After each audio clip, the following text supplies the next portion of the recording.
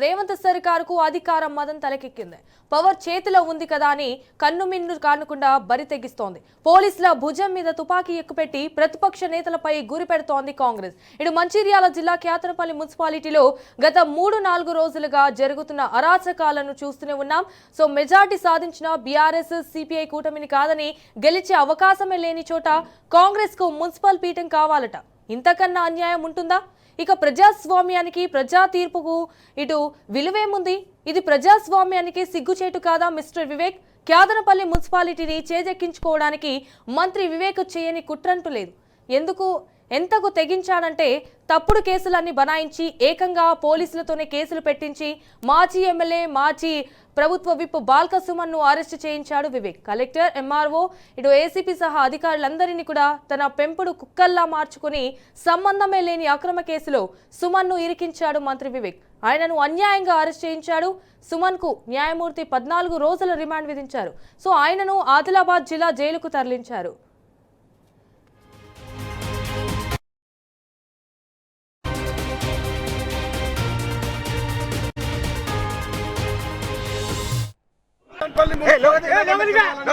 కుట్రపూరితంగా చేస్తున్న కథ. నేను జైలు పోయినా కూడా క్యాతన్పల్లి మున్సిపాలిటీలో వివేక్ గెలవలేడు. ప్రజలన్నీ గమనిస్తా ఉన్నారు. జై తెలంగాణ.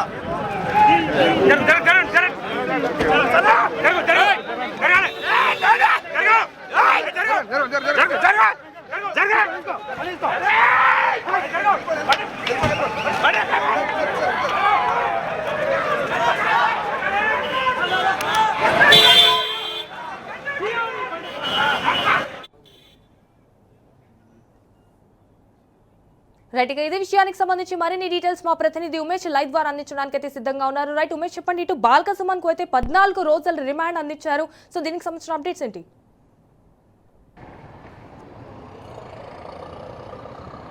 సంజన, ప్రస్తుతం మనం మంచిర్యాల జిల్లా కోర్టు ప్రాంగణం వద్ద ఉన్నాము. ఏదైతే రామకృష్ణపూర్ పోలీసులు అక్రమంగా బీఆర్ఎస్ జిల్లా అధ్యక్షుడు మాజీ ఎమ్మెల్యే బాల్క సుమన్తో పాటు మరో 8 మందిపై కేసులకు సంబంధించి ఈరోజు కోర్టు విధించింది. కొద్దిసేపటి క్రితమే పోలీసులు ఆదిలాబాద్ జిల్లా కోర్టుకు బాల్క సుమన్తో పాటు మరో 4 ఈ బీఆర్ఎస్ నాయకులను ఇక్కడ నుంచి తీసుకువెళ్ళడం జరిగింది. ఇదే అంశానికి సంబంధించి ప్రస్తుతం మనతో పాటు మాట్లాడడానికి ఉన్నారు. రవీంద్రరావు గారు, చెప్పండి, ఎట్లా కోర్టులో బాల్క సుమన్కి సంబంధించి పోలీసులు ఏ కేసులు అక్రమంగా పెట్టారని అనే ఆరోపణలు వినిపిస్తున్నాయి. ఏ కేసులు పెట్టారు, దానికి సంబంధించి కూడా సెక్షన్లకు సంబంధించి ఏ విధమైన వాదనలు జరిగాయి కోర్టు లోపల? ఈరోజు రిమాండ్ సీడీ చూసినప్పటికీ ఏం తెలుస్తుంది కదా అంటే, రిమాండ్ సీడీలని వాళ్ళ వాదనకు విరుద్ధంగా వైరుధ్యాలు ఉన్నాయి. ఎందుకంటే ఈ 2 గ్రూపులు కలయించుకున్నప్పుడు 2 గ్రూపుల మీద కేసు పెట్టాలి ఒకటి.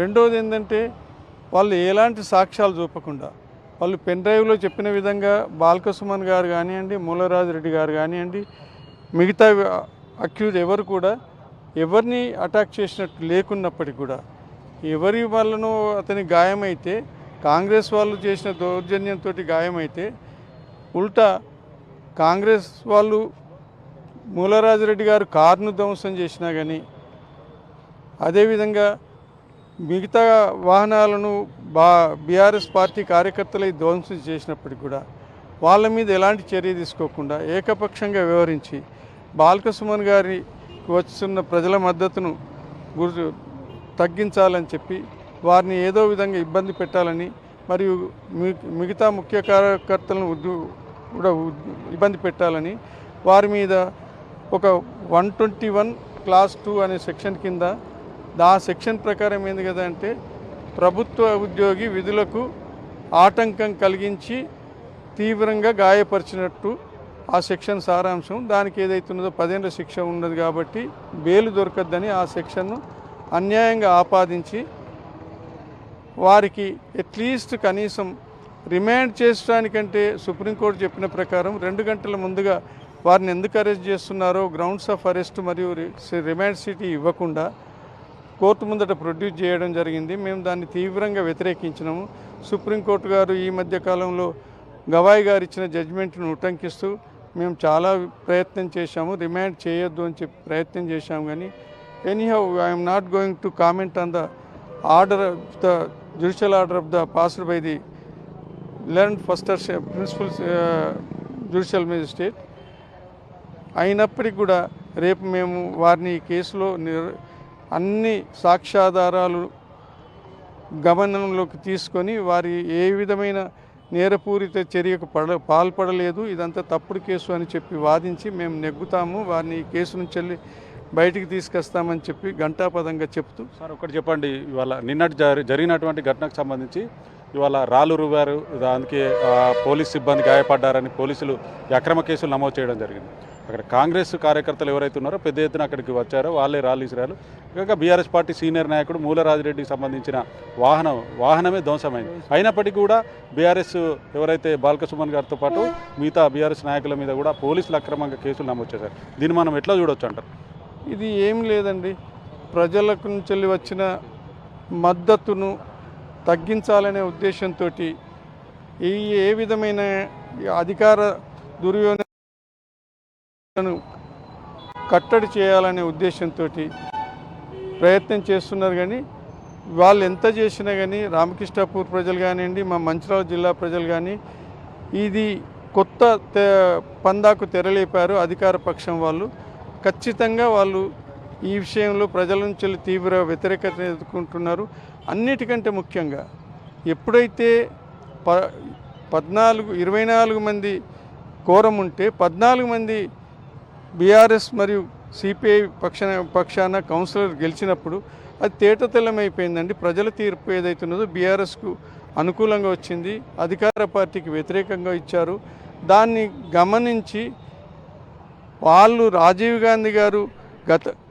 స్వర్గీయ రాజీవ్ గాంధీ గారు తెచ్చిన ఫిరాయింపుల చట్టాన్ని కూడా తుంగలో తొక్కి వాళ్ళే ఉల్టా ఫిరాయింపులకు ప్రోత్సహించి వాళ్ళ రాజీవ్ గాంధీకి ఆత్మకు క్షోభ కలిగిస్తూ వ్యవహరిస్తున్నారు. కాబట్టి ప్రజలందరూ గమనిస్తున్నారు. ఇలాంటి పాలన మేము ఎప్పుడు చూడలేదు. ఈ మంచిర్యాల జిల్లాలో కూడా ఇప్పటి వరకు ఇలాంటి దురదృష్టకర సంఘటనలు ఎప్పుడు జరగలేదు. ఇట్లాంటి చేయడం వల్ల వాళ్ళు ప్రజల్లో చులకనైపోతారు. అది వాళ్ళు గమనించి వాళ్ళ పద్ధతులు మార్చుకుంటే ప్రజలు మంచి సహిస్తారు. లేకుంటే వాళ్ళు ప్రజల చేతిలో ఖచ్చితంగా మళ్ళీ ప్రజా తీర్పులో వాళ్ళు వెనుకబడిపోతారు. ప్రజలు మీకు వ్యతిరేకంగా తీర్పిస్తున్నారు. కాబట్టి ఇది గమనించి ఇట్లాంటి చర్యలకు ఇకనైనా ఫుల్ స్టాప్ పెట్టి ప్రజాస్వామ్యబద్ధంగా వ్యవహరించాలి. ఈ సందర్భంగా నేను అధికారులకు కూడా ఒక సలహా ఇస్తున్నాను.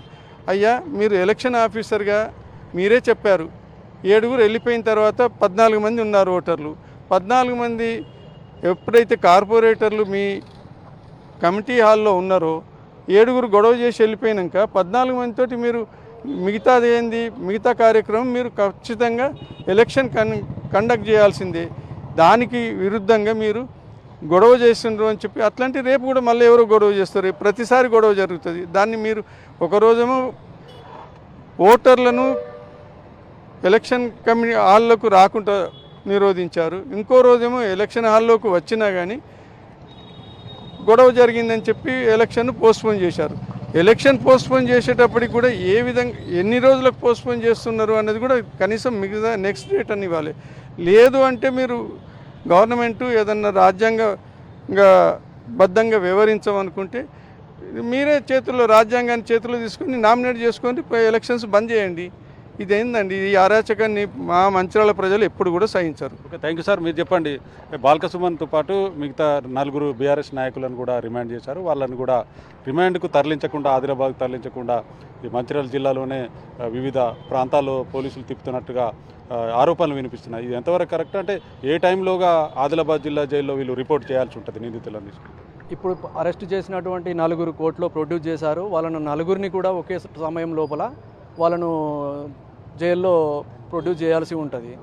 వాళ్ళు ఎవరైతే పోలీసులు అధికార దుర్వినియోగం పాల్పడుతూ ఎలాంటి ఎవిడెన్స్ లేకున్నా కూడా ఇప్పుడు సుమనన్నను కానీ వీళ్ళను వాళ్ళ పార్టీకి సంబంధించిన కార్యకర్తలను భయభ్రాంతులకు చేసి ఈ కౌన్సిల్ ఏదైతే ఉందో కౌన్సిల్ ఎన్నికను, దానిలో చైర్పర్సన్ ఎన్నికను వీళ్ళని జైలుకు పంపించి మేమేమన్నా వాళ్ళని కార్యకర్తలను బలవంతంగా తెచ్చుకొని సాధించుకోవాలనే ఉద్దేశంతో పెట్టినటువంటి అక్రమమైనటువంటి కేసు ఇది. అందులోనూ వాళ్ళు ఎస్టాబ్లిష్ చేసినటువంటి కేసు ఏ విధంగానూ వాళ్ళ ఎవిడెన్స్ ఏ విధంగానూ లేదు. వాళ్ళు డ్యూ ప్రాసెస్ ఆఫ్ లా కూడా ఫాలో కాలేదు. మేము దీని మీద కూడా వాళ్ళు రిమైండ్ చేసిన దాని మీద కూడా హైకోర్టులో మేము అప్పీల్ చేయడానికి రెడీగా ఉన్నాము. ఎప్పుడైతే 14 మెంబర్స్ కోరం ఉన్న తర్వాత అక్కడ ఒకటే పార్టీ వాళ్ళు ఉంటే అక్కడ లొల్లి జరగడం అనేది అసంభవం ముచ్చట. అక్కడ 500 మంది పోలీస్ ఫోర్స్ ఉండగా ఓన్లీ 22 మెంబర్స్ అక్కడ గలాటా చేస్తురని ఎవరైతే అక్కడ ఎన్నికల స్పెషల్ ఆఫీసర్ ఎవరైతే ఉన్నారో అతడు అధికార దుర్వినియోగానికి పాల్పడి అతనికి వివేక్ గారికి, మంత్రి వివేక్ గారికి తొత్తుగా మారి చేస్తున్నటువంటి చర్య ఇది. అతని పైన స్పెషల్గా ఇదంతా లైవ్లో ఉంటుంది, మీటింగ్ హాల్లో లైవ్లో ఉంటుంది. మేము దానిపైన కూడా మేము స్టేట్ ఎలక్షన్ కమిషన్కు కంప్లైంట్ చేయడం జరిగింది. మహిళల పట్ల కూడా అసభ్యంగా ప్రవర్తించిండు. మహిళా కమిషన్ కూడా ఈరోజు కంప్లైంట్ చేయడం జరిగింది. అక్కడ ఎన్నిక జరగకుండా మెజారిటీ ఉన్నా కూడా అతడు ఖచ్చితంగా అతను చేయవలసిన డ్యూటీని చేయకుండా మంత్రి వివేక్ గారికి తొత్తుగా మారి బాల్క సుమన్పై చట్టరీత్యా చర్యలు తీసుకోవాలి అనేటివి అసంభవము. అది చట్టపరంగా అతను ఏ దానిలో కూడా జరగలేదు. అతడు ఒక ప్రజల మీద దాడి చేయాల్సినటువంటి అవసరం ఏ రోజు కూడా లేదు. అతనికి ఇప్పుడు ఉన్నటువంటి ఉందో ప్రజలందరూ 14 వచ్చినాయి అవుట్ ఆఫ్ 22, ఫుల్ మెజారిటీ వచ్చింది. వాళ్ళు ఏ కోణంలో కూడా ఎక్స్ అఫిషియో మెంబర్స్ను కూడా పెట్టుకున్నా కూడా వాళ్ళకు టోటల్ ఇండిపెండెంట్తో కలుపుకొని 10 వస్తున్నాయి. కాబట్టి వాళ్ళు అక్రమ అరెస్టు చేసిరు. దీనిపై మేము ఖచ్చితంగా అతని సాధ్యమైనంత తొందరగా అందరు అక్యూజులను రిలీజ్ చేయించుకుంటాము. మేము గంటా. థ్యాంక్ యూ అండి. మొత్తంగా ఏదైతే ఓవైపు బాల్క సుమన్కు కోర్టు 14 రోజుల రిమాండ్ విధించడాన్ని నిరసిస్తూ బీఆర్ఎస్ పార్టీ కూడా రేపు మంచిర్యాల జిల్లా బంద్కు పిలుపునిచ్చింది. సంబంధించి మంచిర్యాల నియోజకవర్గంతో పాటు చెన్నూరు, బెల్లంపల్లి 3 నియోజకవర్గాల్లో కూడా రేపు ఉదయం నుంచే పెద్ద ఎత్తున నిరసన కార్యక్రమాలు జరగబోతాయి. ఇదే విషయానికి సంబంధించి మనతో పాటు మాట్లాడడానికి బీఆర్ఎస్ సీనియర్ నాయకుడు విద్యార్థి చెప్పండి, రేపటి ఏదైతే బీఆర్ఎస్ నిరసన కార్యక్రమాలు జిల్లాలో ఏ విధంగా కొనసాగబోతున్నాయి? ఇది ఏదైతే అధికార దుర్వినియోగం చేసి బాల్క సుమన్ గారిని అన్యాయంగా వాళ్ళు కేసులు పెట్టి కటకటాలకు పంపడం జరిగిందో దానికి నిరసనగా, దాంతోపాటు ఇవాళ క్యాతనపల్లి మున్సిపాలిటీలో జరిగిన అఘాయిత్యానికి సంబంధించి దాంతోపాటు ఈ నాయకుల మీద కేసులు అక్రమంగా పెట్టి కటకటాల పాలు చేసి సంతోషిస్తున్న వివేక్ గారికి ఒక చెంపపెట్టుగా దీన్ని ఏ విధంగా జరిగింది అనేది పబ్లిక్కి ఇంకా క్షుణ్ణంగా తీసుకుపోవడానికి బీఆర్ఎస్ పార్టీ బంద్కు పిలుపునియడం జరిగింది. దాంట్లో విద్యార్థి విభాగం నుంచి కూడా మంచిర్యాల జిల్లా వ్యాప్తంగా అన్ని స్కూళ్లకు బంద్ పిలిపియడం జరిగింది. ట్రస్ట్